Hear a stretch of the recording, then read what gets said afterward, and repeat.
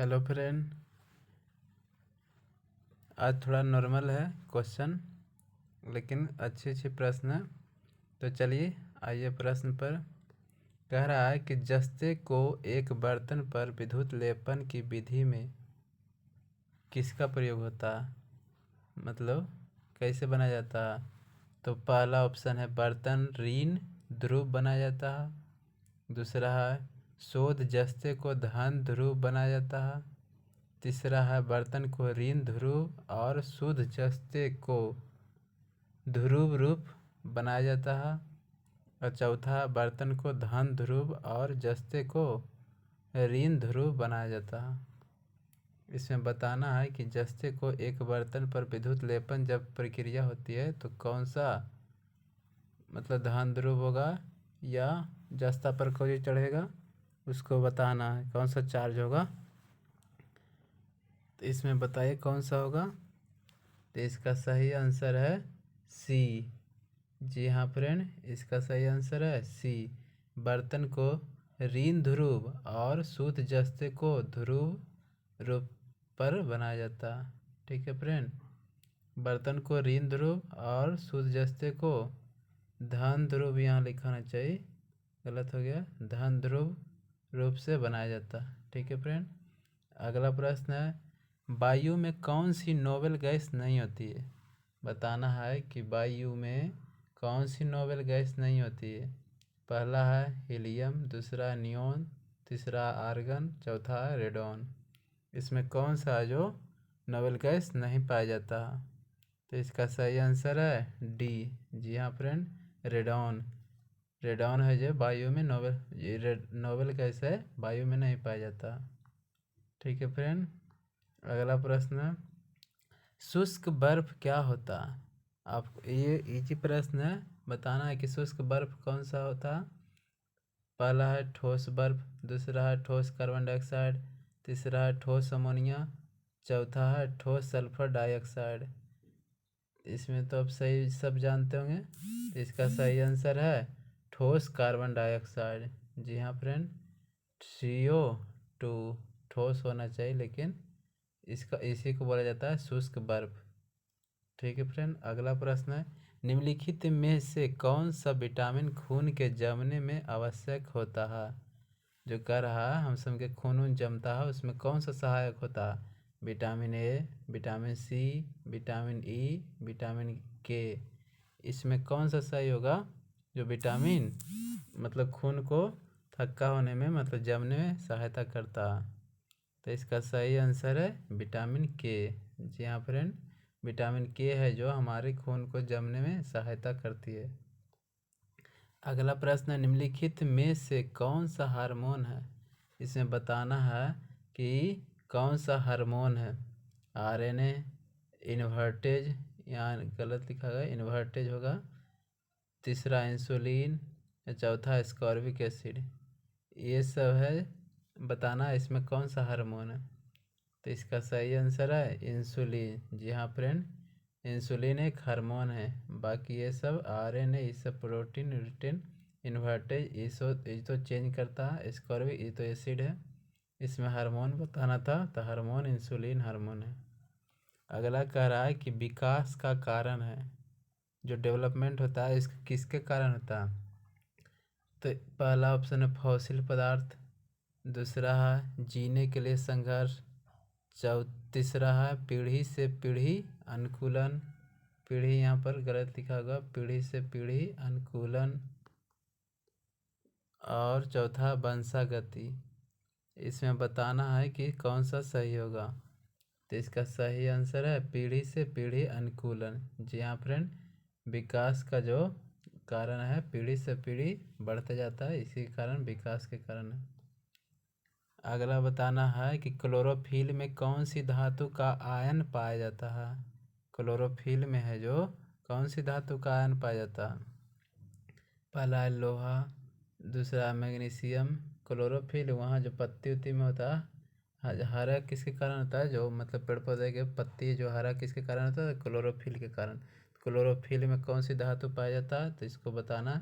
लोहा पाया जाता है, मैग्नीशियम पाया जाता है, जस्ता पाया जाता है, कोबाल्ट पाया, इसमें कौन सा जो पाया जाता है आपको बताना है। तो इसका सही आंसर है बी, मैग्नीशियम। जी हाँ फ्रेंड, क्लोरोफिल में मैग्नीशियम पाया जाता है। अगला प्रश्न है, निम्नलिखित में से कौन सा मनुष्य में अवशेषी अंग नहीं है। बताना है कि मनुष्य में अवशेषी अंग नहीं है, कौन सा है जो अवशेषी अंग नहीं है। तो पहला है निकटेटिंग पर्दा, दूसरा कर्णपाली की कर्नाभ मांसपेशियाँ, तीसरा है सामने वाले चपेट दांत मतलब कृंतक जिसको बोलता है जो चिबाता है, और चौथा बर्मीफॉर्म अपेंडिक्स। मतलब इसमें बताना है कि अवशेषी अंग नहीं है जे बोल रहा। तो इसका सही आंसर है सी, कृंतक है जो दांत है जो अवशेषी अंग नहीं है। ये तो दांत का काम है, मतलब कृंतक मतलब दांत का जो चीरफाड़ करता है या चबाने का। जी फ्रेंड, इसका मतलब सही अर्थ है कि कृंतक मतलब चबाने का जो काम करता है। अगला प्रश्न है, शर्कराओं में सबसे मीठी है, शर्कराओं में सबसे मीठी है कौन है जो शर्कराओं में। पहला है फ्रुक्टोज, दूसरा है ग्लूकोज, तीसरा है सुक्रोज, चौथा है लैक्टोज। इसमें बताना है कि कौन सा सही होगा। तो सबसे मीठी है फ्रुक्टोज। जी हाँ फ्रेंड, ए नंबर सही है, फ्रुक्टोज है सबसे मीठी शर्कराओं में एक है। अगला प्रश्न है, इस सदी की शुरुआत में हवाई जहाज का आविष्कार किसने किया था। हवाई जहाज का आविष्कार किसने किया था, ये सभी जानते होंगे।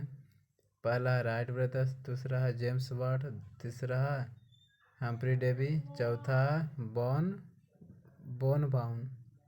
इसमें बताना है कि कौन सा होगा सही, हवाई जहाज का आविष्कार किसने किया था। तो इसका सही आंसर है राइट ब्रदर्स। ठीक है फ्रेंड। अगला प्रश्न फिर आ गया क्वेश्चन, टेलीस्कोप की खोज किस वैज्ञानिक ने की थी। टेलीस्कोप की खोज किस वैज्ञानिक ने की थी। पहला है न्यूटन, दूसरा है जेम्स वाट, तीसरा है हम्फ्री डेवी, चौथा है गैलीलियो। तो इसका सही आंसर है गैलीलियो। जी हाँ फ्रेंड, इसका सही आंसर है गैलीलियो। अगला प्रश्न है, निम्नलिखित में से किस ऋणात्मक आवेश होता है, मतलब किस किरण पर ऋणात्मक आवेश होता है। एक्स किरण, अल्फा किरण, बीटा किरण, गामा किरण। इसमें कौन सा ऋणात्मक आवेश होता है। तो इसका सही आंसर है सी। जी हाँ, बीटा किरण पर हो जो ऋणात्मक आवेश होता है, बाकी सब पर प्लस होता है। ठीक है फ्रेंड, एक्स किरण, अल्फा किरण, गामा किरण इस पर प्लस होता है। दो उत्तरोत्तर श्रृंग अथवा दो उत्तरोत्तर गर्त के बीच की दूरी को क्या कहते हैं। बताना है कि दो उत्तरोत्तर श्रृंग अथवा दो उत्तरोत्तर गर्त के बीच की दूरी को क्या कहते हैं। पहला आयाम, दूसरा तरंगदार, तीसरा आवृत्ति, चौथा इसमें से कोई नहीं। तो बताना है इसमें कौन सा सही होगा। इसका सही आंसर है बी। जी हाँ फ्रेंड, तरंगधार है जो श्रृंग अथवा दो उत्तरोत्तर गर्त के बीच की जो दूरी होता है इसी को बोला जाता है तरंगधार। ठीक है फ्रेंड। आगे प्रश्न है, पदार्थ के संवेग के अनुपात से कौन सी भौतिक राशि प्राप्त की जाती है। संवेग से मतलब P बराबर mv होता है, उससे कौन सा मतलब भौतिक राशि प्राप्त किया जाता है। पहला है ए वेग, दूसरा है त्वरण, तीसरा है द्रव्यमान, चौथा है बल। इसमें कौन सा प्राप्त किया जाता है। इसके जब संवेग के अनुपात है जो भौतिक राशि कौन से प्राप्त की जाती है। तो इसका सही आंसर है सी, द्रव्यमान यानी मास प्राप्त किया जाता है। ठीक है फ्रेंड। अगला चलिए, बल गुणनफल है, मतलब F बराबर, ये तो सभी जानते होंगे, एम में मतलब मास गुने एक्सेलरेशन, यानी मास मतलब द्रव्यमान गुने त्वरण। तो इसका सही आंसर है बी, द्रव्यमान और त्वरण। निम्नलिखित में कौन सी राशि सदिश नहीं है। इसमें बताना है कि सदिश नहीं है। विस्थापन, वेग, बल, आयतन। इसमें कौन सा है जो सदिश राशि नहीं है, यानी विस्थापन तो भी सदिश है, वेग भी सदिश है, बल भी सदिश, यानी आयतन है जो अदिश राशि है। ठीक है फ्रेंड, तो इसका आंसर सही है आयतन। अगला प्रश्न है 1 किलोमीटर दूरी का तात्पर्य है। 1 किलोमीटर में कितने मीटर होते हैं, तो 1000 मीटर, यानी बी नंबर सही आंसर, बी 1000 मीटर। अगला प्रश्न है त्वरण ज्ञात करने का सही सूत्र। ए बराबर क्या होता है बताना। ए बराबर भी प्लस यू बाई टी। दूसरा है ए बराबर भी प्लस यू प्लस भी टी। तीसरा है ए बराबर भी माइनस यू बाई टी। चौथा ए बराबर भी प्लस यू बाई टू। तो इसका सही आंसर है सी। जी हाँ फ्रेंड, ए बराबर होता है भी माइनस यू बाई टी। अगला प्रश्न है सल्फर हेक्साफ्लोराइड अणु का आकार कौन सा। सल्फर हेक्साफ्लोराइड अणु का आकार कौन सा, इसमें बताना। त्रिभुजाकार पिरामिड, दूसरा है अष्टफलकीय, तीसरा है समस्थफलकीय और चौथा चतुष्फलकीय। इसमें बताना है कि कौन सा सही होगा। तो इसका सही आंसर है अष्टफलकीय। जी हाँ फ्रेंड, सल्फर मतलब होता है एसेट, तो इसका अष्टफलकीय होगा।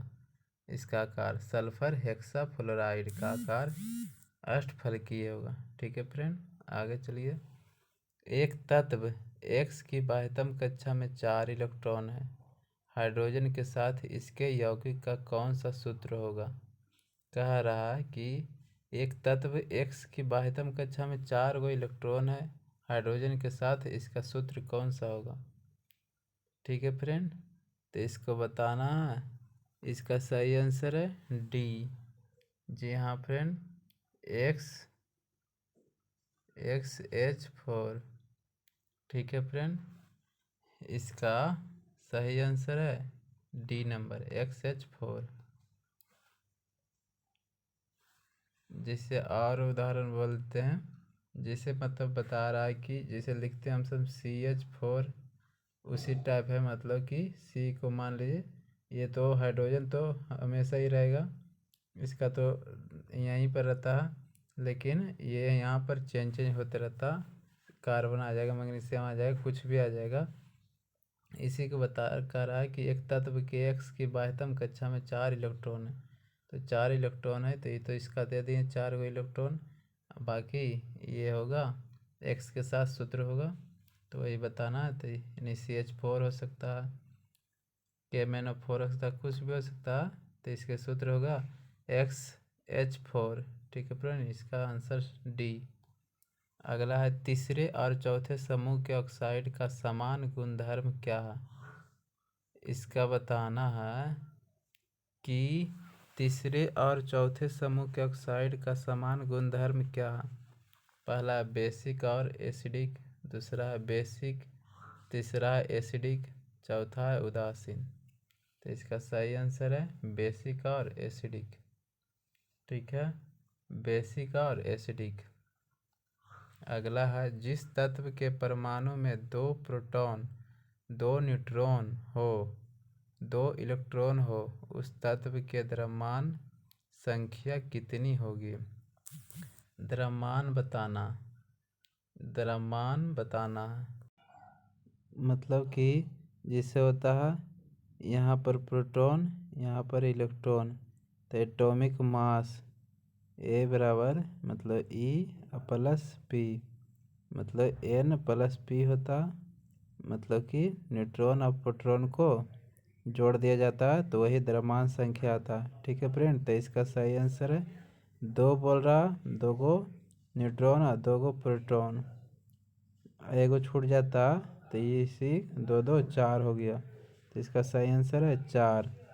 आगे चलिए, निम्नलिखित में से कौन सा इलेक्ट्रॉनिक संरूपण धातु तत्व के लिए होता है। संरूपण धातु के लिए तत्व के लिए होता है, मतलब बताना है कि इसमें कौन सा होगा। 2 8, मतलब जैसे KLMN होता है ना दोस्त, तो उसी तरह बताना है कि 2 8 अगला दूसरा है 2 8 7, तीसरा है 2 8 8 और चौथा है ये मतलब 2 8 8 2। पहला घर में होता है के, दूसरा घर में एल, तीसरा घर में के एल एम और चौथा घर में एन। तो इसे बताना है कि 2 8 8 फिर 2। तो इसका सही आंसर है डी। जी हाँ फ्रेंड, इसका सही आंसर है डी, 2 8 8 2। अगला है निषेचन की क्रिया कहाँ पर होती है। बताना है कि निषेचन की क्रिया कहाँ पर होती है। पहला है गर्भाशय में, दूसरा है अंडवाहिनी में, तीसरा है अंड ग्रंथि में, चौथा है योनि मार्ग में। तो इसका सही आंसर है अंडवाहिनी में। अंडवाहिनी में निषेचन की क्रिया होती है। ठीक है फ्रेंड, अगला बताना है थायराइड ग्रंथि से थायरॉक्सिन स्रावित करने के लिए उत्तेजित करने वाला अंतः स्रावित हार्मोन कौन सा है। अंतः स्रावित हार्मोन बताना, जो थायराइड ग्रंथि में थायरॉक्सिन स्रावित करता है तो उसको जो उत्तेजित करने वाला अंतः स्रावित हार्मोन कौन सा। TSH, दूसरा है FSH, तीसरा है LTH, चौथा ACTH। इसमें बताना है कि कौन सा सही होगा। तो इसका सही आंसर है TSH। ठीक है फ्रेंड, इसका सही आंसर है TSH। ठीक है फ्रेंड, गुड नाइट।